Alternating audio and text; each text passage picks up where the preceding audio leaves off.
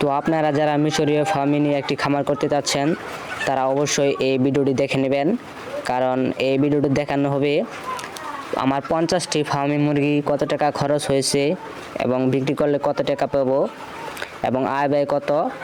অবশ্যই ভিডিওটি শেষ পর্যন্ত দেখবেন, আর এই ভিডিওটি দেখার পরই আপনারা সিদ্ধান্ত নিতে পারবেন যে খামার করলে লস হবে না লাভ হবে। তো যাই হোক, শুরু করা যাক আমাদের আজকের ভিডিও। তো আমি প্রথমে 50টি ফার্মি মুরগি কিনেছিলাম, জিরু বাচ্চা। তো সেগুলার প্রতি পিস 40 টাকা করে পড়ছে। 50টি 2000 টাকা দিয়ে কিনেছিলাম।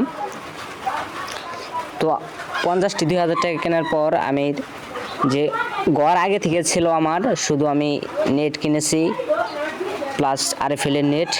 ঘরটা আগে থেকে ছিল, শুধু প্লাস্টিকের নেট কিনে শুধু বেড়া দিয়েছি। ঘরের জন্য ওরকম খরচ হয়নি, কারণ ঘরটা আগে থেকে ছিল আমার। তো এদের বয়স হয়ে গেছে, এখন বর্তমান বয়স 3 মাস। 3 মাসে ওদের পিছনে যে খরচ হয়েছে তাটা অনেক অসাধ্য, কারণ এই পর্যন্ত তাদের খরচ হয়ে গেছে বাচ্চা কেনা সহ প্রায় 10,000 টাকার মতো। 10,000 টাকার মতো খরচ হয়ে গেছে এদের পেছনে। তো আমার দুর্ভাগ্যের বিষয় কি, আমার মুরগি হয় নাই, মুরগি হয়েছে মাত্র 8টা, আর সবগুলোই মোরগ হয়েছে। তো এই জায়গায় আমার মোরগ রয়েছে 32টি আর মুরগি রয়েছে 8টি।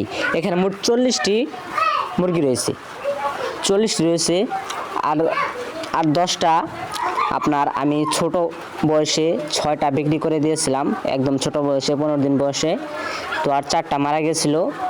তো এদের মারা যাওয়ার এটা খুব ভালো, কারণ এদের রোগ প্রতিরোধ খুব বেশি, এদের মারা যায় না সহজেই।